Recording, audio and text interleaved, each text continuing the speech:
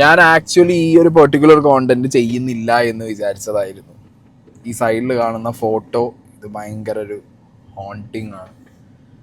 ഞാൻ സത്യത്തിൽ ഈ കുട്ടിയെ കാണാതായ രാത്രി എല്ലാ ചാനലിലും ഇങ്ങനെ ലൈവ് വന്ന സമയത്ത് ഞാനും സ്നേഹി ഇങ്ങനെ കിടക്കുമ്പോൾ പറഞ്ഞു, എനിക്കിത് ഭയങ്കരമായിട്ട് ഇന്നെ അങ്ങനെ ഇങ്ങനെ ഇങ്ങനെ ഭ്രാന്ത് പിടിപ്പിക്കുന്നുണ്ട്. ഒന്നാമത്തെ കാര്യം, സ്നേഹയുടെ വീട്ടിലിപ്പോൾ സ്നേഹയുടെ ഏട്ടൻ്റെ കുട്ടിയുണ്ട്, സെയിം ഏജാണ്. സോ നമുക്ക് ആ ഒരു ഇമോഷൻ ഭയങ്കരമായിട്ട് വരുന്നുണ്ടായിരുന്നു. രാവിലെ എണീച്ചു, അമ്മ തന്നെയാണ് ഇത് ചെയ്തതെന്ന് അറിഞ്ഞു. പാലത്തുനിന്ന് വലിച്ചെറിഞ്ഞതാണ്. അംഗനവാടിയിൽ പോയിട്ട് എടുക്കുന്നു, സ്വന്തം മകളെ പല സ്ഥലങ്ങളിലായിട്ട് കൊണ്ടുപോയിട്ട് തീർക്കാൻ നോക്കുന്നു.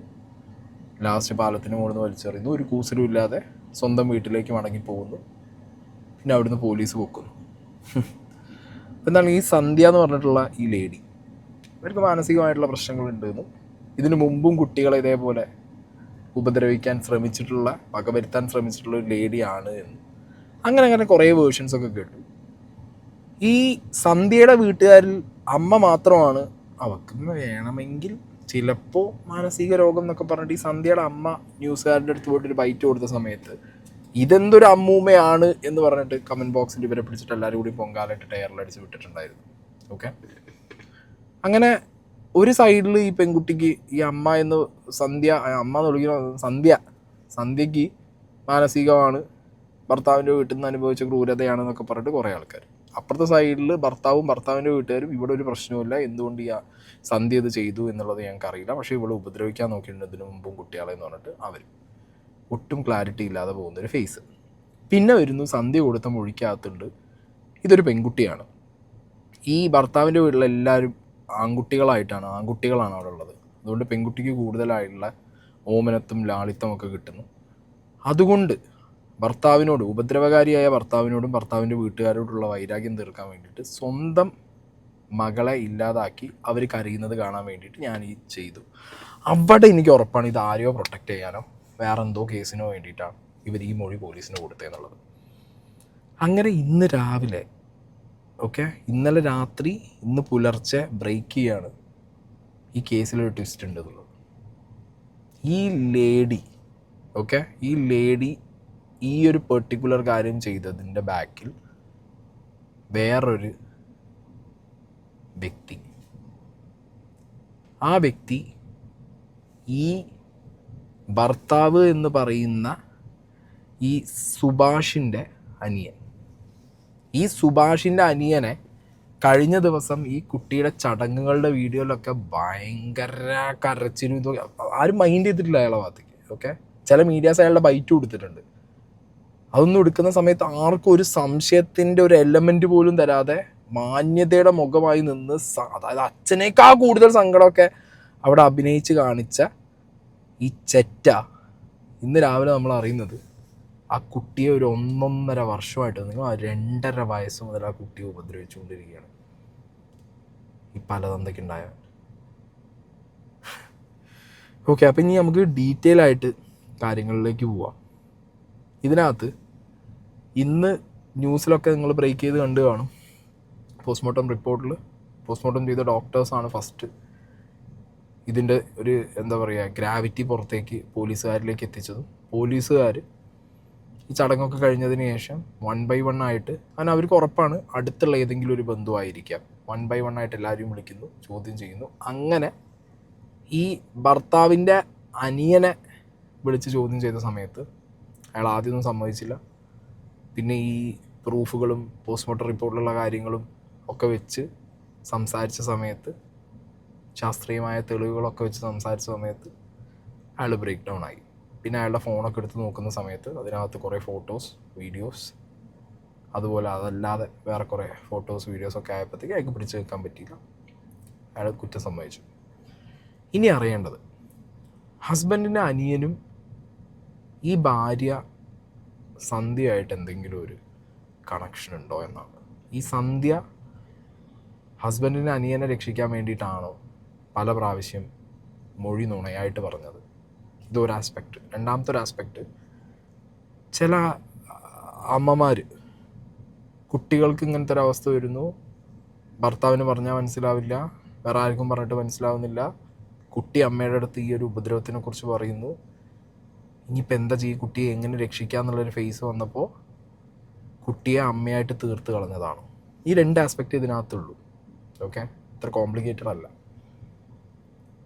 ചിലരങ്ങനെ ചെയ്യും, നീ രക്ഷപ്പെടും എന്നൊക്കെ പറഞ്ഞിട്ട് ചിലപ്പോൾ ആ ഒരു മാനസികാവസ്ഥയിൽ ചെയ്യാം.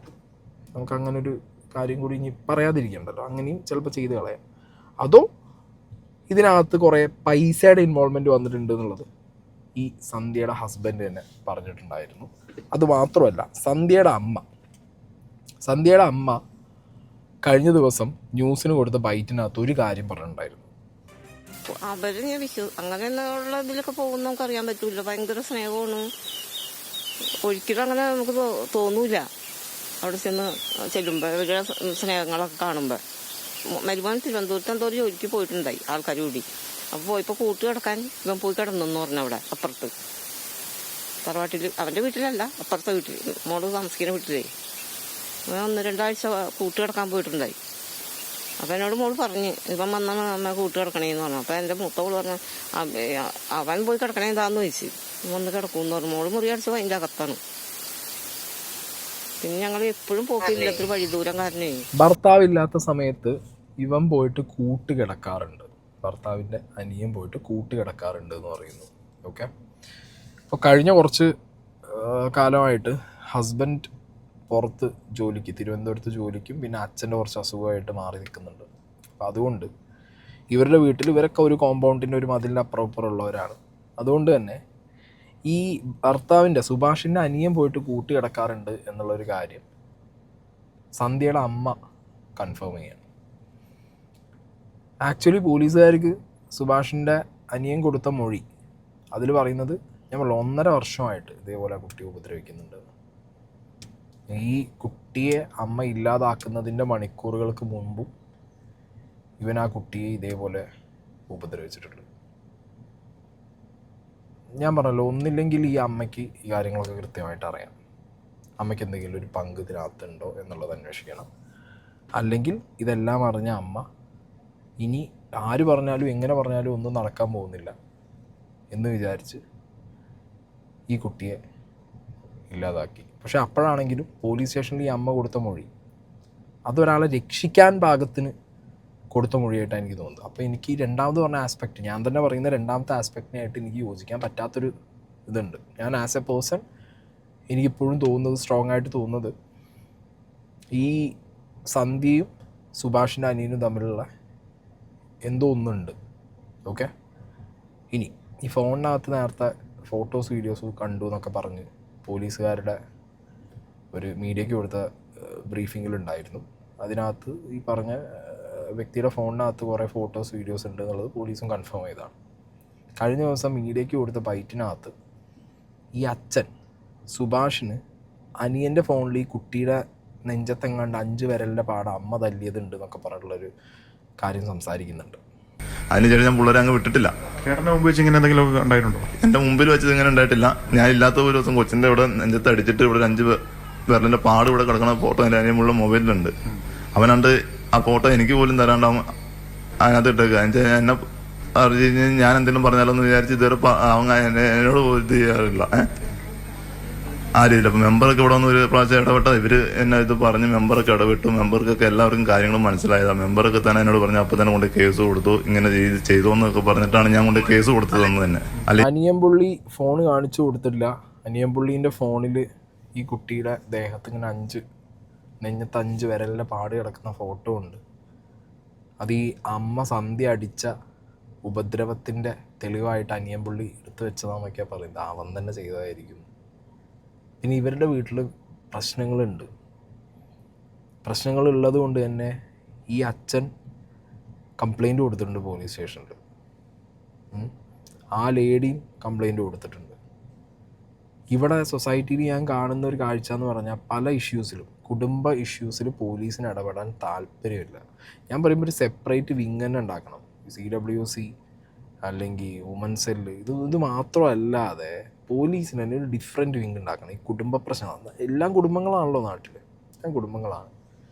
കുടുംബ പ്രശ്നം കേൾക്കാനും കുടുംബ പ്രശ്നം തീർക്കാനുമായിട്ട് പോലീസിൽ തന്നെ ഇനീഷ്യലി ഒരു സെല്ല് ഉണ്ടാക്കണം. ഇതെന്താ പറയുക, പോലീസ് സ്റ്റേഷനിലെ ഒരു അവസ്ഥ, ഒരു ഭാര്യയും ഭർത്താവും അല്ലെങ്കിൽ അമ്മയും മകനും ഒരു പെങ്ങളും ഏട്ടനും അങ്ങനെ ആരെങ്കിലും ഭാര്യയും ഭർത്താവും അടക്കം ആര് ഒരു പ്രശ്നം നിന്നാലും അവർ ഇനീഷ്യൽ സ്റ്റേജിൽ അത് സോൾവ് ആക്കി വിടാൻ ഒത്തുതീർപ്പാക്കി. അത് അവരെ പറഞ്ഞിട്ടും കാര്യമില്ല. കാരണം നാട്ടിൽ പല പല പല പ്രശ്നങ്ങൾ നടക്കുമ്പോഴാണല്ലോ ഈ കുടുംബ പ്രശ്നം തീർക്കുക എന്നുള്ളൊരു വിഷയം അവരെ കൊണ്ട് ഏറ്റെടുക്കാൻ പറ്റുന്നില്ല. പിന്നെ പണ്ടത്തെ പോലെ നാട്ടുകാരും പഞ്ചായത്ത് മെമ്പറോ പ്രസിഡൻറ്റോ അങ്ങനെ ആര് രാഷ്ട്രീയക്കാരും മത നേതാക്കന്മാരൊന്നും ഒരു കുടുംബ വിഷയത്തിൽ ഇപ്പോൾ ഇടപെടാൻ പോവാറുമില്ല. കാരണം പോയി കഴിഞ്ഞാൽ വള്ളിയാന്നുള്ളത് അറിയുന്നുണ്ട്, അങ്ങനെ ആരും ഇടപെടാറില്ല. പിന്നെ കൂട്ടുകുടുംബമൊന്നുമില്ലല്ലോ, ഒക്കെ ഇങ്ങനെ ഒറ്റയും തെറ്റിയായിട്ട് നടക്കുന്ന കുടുംബങ്ങളുമാണ്. അതുകൊണ്ട് കുടുംബക്കാരും കൂട്ടക്കാരും ഒന്നിനും ഇടപെടില്ല എവിടെ.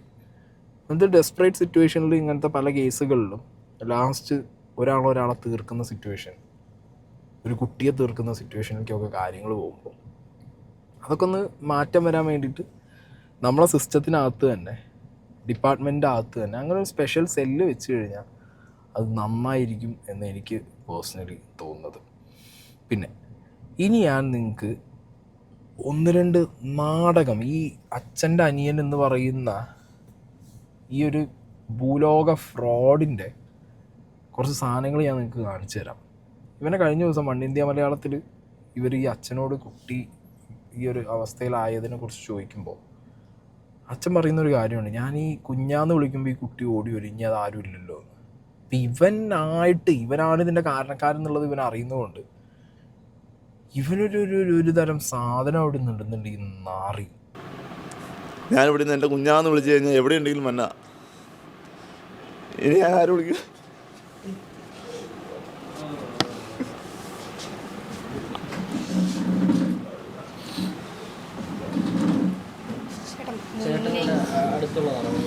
അല്ല,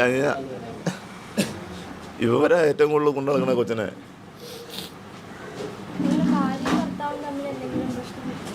അതൊക്കെ ഈ കൊച്ചിനോട് ചോദിച്ചു. ഞാൻ പറഞ്ഞു കഴിഞ്ഞാൽ പറയും എൻ്റെ ഭാഗം പറയണമെന്ന് പറയില്ലേ.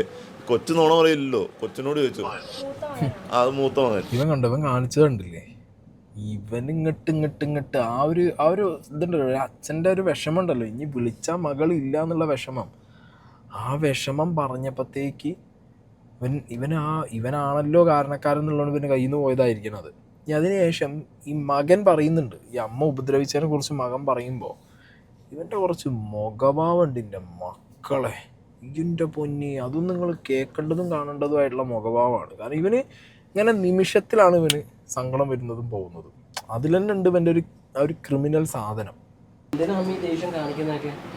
അതെനിക്കറിയില്ല, വെറുതെ ഇന്ന് ദേഷ്യം എന്നോടും വെറുതെ ദേഷ്യ. അച്ഛനും അമ്മയും വീട്ടിൽ എന്തെങ്കിലും അടി കൂടാറുണ്ടോ? ഇല്ല. അവരാരെങ്കിലും ഫോൺ വിളിച്ച് കഴിഞ്ഞാൽ ചേച്ചിക്ക് ഇവിടുന്ന് അങ്ങോട്ട് പോകേണ്ട സമയം വരുമ്പോൾ ചേച്ചി എന്തെങ്കിലും ഇത് പറഞ്ഞ് ഇവിടെ ഒച്ചപ്പാടുണ്ടാക്കും. അത് കഴിഞ്ഞിട്ട് അവിടെ ചെല്ലുമ്പോൾ ചേച്ചി പറയും സുഭാഷ് തല്ലി ചീത്ത പറഞ്ഞെന്ന് പറഞ്ഞുകൊണ്ട് അവിടെ ചെന്ന് കംപ്ലയിൻറ്റ് പറയും. അങ്ങനെ ഇവിടുന്ന് അങ്ങോട്ട് പോകാനുള്ള ഒരു കാരണമാണ് അത്. അങ്ങനെയില്ല, മിണ്ടാട്ടം തന്നെ ഞങ്ങളോട് വളരെ കുറവ്. അങ്ങോട്ട് ചോദിച്ചാൽ മാത്രം എന്തെങ്കിലും പറയുമോ ഇതും ചെയ്യുള്ളൂ. ഇവിടെ നിന്ന് അമ്മ തന്നെ അവിടുന്ന് വണ്ടി വിളിച്ച് ഇവിടെ കൊണ്ടാക്കിയതും പിള്ളേരെ അവിടുന്ന് വണ്ടി വിളിച്ച് ഇവിടെ കൊണ്ടുവന്നിട്ട് പറഞ്ഞത് കൊച്ചിനെ അവൾ ഇങ്ങനെ പോലെയൊക്കെ ചെയ്തു എന്നും പറഞ്ഞ് ഇവിടെ കൊണ്ടുവന്നാക്കിയത്, ഇവരെ രണ്ടുപേരോട് കൊണ്ടുവന്നാക്കിയത് അവിടുത്തെ അമ്മയാണ്. എന്നിട്ട് ആ അമ്മ തന്നെ ഇപ്പോൾ പറയണത് അത് കുഴപ്പമില്ല. ആ കുട്ടിയോട് ഇത്രയും ക്രൂരത ചെയ്തിട്ട് ഇവരുന്ന് ന്യായീകരണം പറയുന്നുള്ളൂ. ഇവൻ നന്നായിട്ട് ഇവൻ്റെ ഏട്ടനെ മാനിപ്പുലേറ്റ് ചെയ്തിട്ടുണ്ട്. ഇവൻ നല്ല രീതിയിൽ, അതായത് ഈ വീട്ടിൽ നടക്കുന്ന പ്രശ്നങ്ങൾ മൊത്തം ഈ ഭാര്യയുടെ വീട്ടുകാരുണ്ടാക്കുന്നതാണ് എന്നുള്ളൊരു സാധനം ഇവൻ പറഞ്ഞു വെച്ച്, അതായത് സാധനം കുത്തി കൊടുത്തിട്ടുണ്ട് ആ ഒരു ഭർത്താവിൻ്റെ തലയിലേക്ക്, സ്വന്തം ഏട്ടൻ്റെ തലയിലേക്ക്. ഇപ്പം എന്താണെങ്കിലും അകത്ത് പോയ സന്ധ്യ ഇവനെ ഇട്ട് കൊടുക്കില്ല എന്നുള്ള ധൈര്യം കൊണ്ടായിരിക്കും ഇവൻ ഒപ്പം ഇരുന്ന് കരയുന്നതും അഭിനയിക്കുന്നതും ഈ ഇരുന്ന് പറയുന്നതും. ഇനി ഇതിൽ ഞാൻ പറഞ്ഞല്ലോ, ഇവർ തമ്മിൽ ഈ സന്ധ്യയും സുഭാഷിൻ്റെ അനിയനും തമ്മിലുള്ളൊരു കണക്ഷന് ചാൻസ് കാണുന്ന ഒരു സ്ഥലം എന്ന് പറഞ്ഞാൽ സന്ധ്യയുടെ വീട്ടിൽ നിന്ന് സന്ധ്യ കൊണ്ടുവന്ന സ്വർണ്ണങ്ങളും പിന്നെ പൈസ 1,00,000 രൂപയും. അതെന്താണെങ്കിലും സുഭാഷിൻ്റെ കയ്യിലെത്തിയില്ല, സുഭാഷിൻ്റെ വീട്ടിലെത്തിയില്ല. അതെവിടെ ചിലവാക്കി എന്നുള്ളതിനെ കുറിച്ച് സുഭാഷിനൊരു ഐഡിയ ഇല്ല. അവരുടെ വീട്ടുകാർക്കും അതിനെക്കുറിച്ച് വലിയ ഐഡിയ ഇല്ല. പക്ഷെ പൈസയും സ്വർണ്ണവും പോയിട്ടുമുണ്ട്. കുഞ്ഞിനെ ഇങ്ങോട്ടേക്ക് കൊണ്ടുവരുമ്പോൾ സന്ധ്യയുടെ വീട്ടുകാരെങ്കിലും വരുമ്പോൾ നിങ്ങളതിനെ സന്ധ്യയുടെ വീട്ടുകാരെങ്കിലും വരിക എന്ന് പറഞ്ഞു കഴിഞ്ഞാൽ അവക്കടെ അച്ഛൻ വന്നോട്ടെ, ചേട്ടൻ വന്നോട്ടെ, ബാക്കിയുള്ളവരും വന്നോട്ടെ, അവിടെ ചേച്ചിയും അമ്മയും ഇവിടെ വന്നു കഴിഞ്ഞ് കഴിഞ്ഞാൽ അതിന് പണി ഞാൻ കൊടുക്കും. ഞാൻ ഇത്ര നേരം കടിച്ചു പിടിച്ചിരിക്കണം അതിന് വേണ്ടിയിട്ടാണ്. അവരാരെങ്കിലും വന്നു കഴിഞ്ഞാൽ എന്നുവെച്ചാൽ എൻ്റെ ഞാൻ അവരോടൊരു 500 പ്രാവശ്യം ഞാൻ വിളിച്ച് പറഞ്ഞു അവൾ ഇങ്ങനെയൊക്കെ കാണിക്കും. അവൾ അതിൻ്റെ ഇടയ്ക്ക് പോയി അവിടെ നിന്ന് 1 ലക്ഷം രൂപ മേടിച്ചിട്ട് വന്നു. ഈ തള്ള കൊടുത്തു വിട്ടു, 1 ലക്ഷം രൂപ കൊടുത്തു വിട്ടു. ഇവിടെ ഇരുന്ന് അവിടെ സ്വർണ്ണം എടുത്ത് അവൾ വിറ്റു. ഇതെല്ലാം ചെയ്ത് തിന്ന് തീർത്തിട്ട് ഞാൻ ചോദിച്ചില്ല ഇത് എന്നാ ചെയ്തതെന്ന് ചോദിച്ചിട്ടില്ല. ഇത് എന്നോട് ഇവിടെ ഒന്ന് ചോദിച്ചു 1 ലക്ഷം രൂപ മേടിച്ചിട്ട് എന്നാ ചെയ്തതെന്ന് ചോദിച്ചപ്പോൾ ഞാൻ പറഞ്ഞു ഞാൻ കണ്ടിട്ടില്ല, കേട്ടിട്ടില്ല എന്ന് പറഞ്ഞു.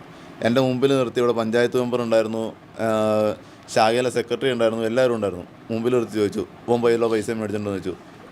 അവർ മുമ്പിൽ വെച്ച് തന്നെ അവൾ പറഞ്ഞു ഞാൻ മേടിച്ചിട്ടില്ല എന്ന് പറഞ്ഞു. അപ്പോൾ അമ്മയുടെ മുമ്പിൽ വെച്ച് തന്നെ പറഞ്ഞു ഞാൻ 1 രൂപ പോലും മേടിച്ചിട്ടില്ല എന്ന് പറഞ്ഞു. ഈ പൈസ എന്നാ ചെയ്തതെന്ന് ചോദിച്ചാൽ അവർക്കറിയില്ല, അവൾ പറയില്ല. അങ്ങനെയുള്ള ഒരുപാട് കാര്യങ്ങൾ ഇവിടെ ചെയ്തിട്ടുണ്ട്. ഞാൻ എന്നിട്ടൊക്കെ മിണ്ടാണ്ട് എന്നിട്ട് ഇവരെല്ലാം പറഞ്ഞിട്ട് ഞാൻ ഈ പിള്ളേരെ ഓർത്ത് ഞാൻ കൊണ്ടു നിർത്തിയതാണ്. അവിടെ അമ്മയും ചേച്ചി അച്ഛനോ ചേട്ടനോ ആരും വേണം വന്നിട്ട് അവരൊക്കെ വെറും സാധുക്കളാണ്. എനിക്ക് എന്നും അറിയാം. അതെ. ഇത് എൻ്റെ ഫോണിനെടുത്ത് ഞാൻ കാണിച്ചു തരാം. ഇന്നലെ അവൾ അവിടെ ചെന്ന് പറഞ്ഞതിന് മുമ്പ് എന്നെ വനിതാസെല്ലിൽ നിന്ന് വിളിച്ചു, അവിടെ ചേച്ചി വിളിച്ചിട്ട് നിങ്ങൾ ഫോൺ എടുത്ത് നോക്കിക്കോ, എൻ്റെ കോൾ ലിസ്റ്റ് എടുത്ത് നോക്കിയാൽ എന്തെടുത്ത് നോക്കിയാലും അറിയാം. ഞാൻ നുണയല്ല പറയണേ. എന്താണെങ്കിലും ഞാൻ പറഞ്ഞല്ലോ, ഇതിനകത്ത് പൈസയുടെ ഇൻവോൾവ്മെൻറ്റ് വന്ന സമയത്താണ് എനിക്ക് ഈ ഒരു ഡൗട്ട് തോന്നിയത്. ഓക്കെ, ഈ ഭാര്യയുടെ വീട്ടിലെ അമ്മയും ചേച്ചിക്കൊക്കെ ഭാര്യ പറഞ്ഞിട്ടുള്ള അറിവാണ് ഈ ഭർത്താവ് ഉപദ്രവിക്കുന്നുണ്ട്, ഭർത്താവ് ഭയങ്കരമായിട്ട് തല്ലുന്നുണ്ട്. ഭർത്താവിനെ പറയുന്നുണ്ട് അയാൾ ഇടയ്ക്കൊക്കെ വെള്ളം കുടിക്കാറുണ്ട്. മക്കളെ ദ്രോഹിച്ചു എന്ന് ഭാര്യ വീട്ടിൽ നിന്ന് ഭാര്യയുടെ അമ്മ പറഞ്ഞപ്പോഴും അല്ലെങ്കിൽ പല സാഹചര്യങ്ങളിലും മക്കളെ നോക്കാത്തൊരവസ്ഥയിൽ ഭാര്യയെ കണ്ടപ്പോഴാണ് ഇയാൾ ഉപദ്രവിച്ചത്. അതാണ് അയാളുടെ വേർഷൻ.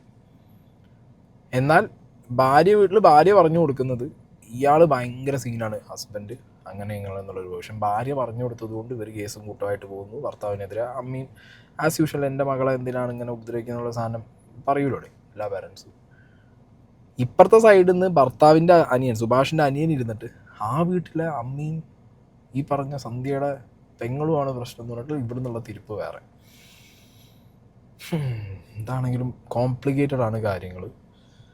ഈ വ്യക്തി, ഞാൻ പറഞ്ഞു, ഈ വ്യക്തി ഹസ്ബൻഡിൻ്റെ അനിയനും സന്ധ്യയും തമ്മിൽ എന്തെങ്കിലും ഒരു കണക്ഷൻ ഉണ്ടോ?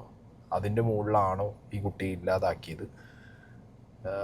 അതോ സന്ധ്യയ്ക്ക് ഈ കാര്യങ്ങളൊക്കെ അറിയുമായിരുന്നോ? അതോ അറിഞ്ഞതിന് ശേഷമാണോ ഈ പൈസ പോയത് എവിടെ എന്നുള്ള കാര്യങ്ങളൊക്കെ പോലീസിൽ അന്വേഷിക്കാനുള്ള കാര്യങ്ങളാണ് ഇനി.